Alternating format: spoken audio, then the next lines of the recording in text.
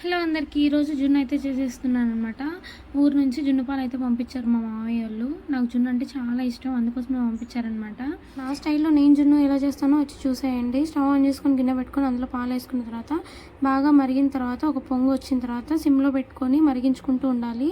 ఒక పొంగుకే పాలు మొత్తం విరిగిపోయి జున్నులాగా ఫామ్ అయిపోయింది.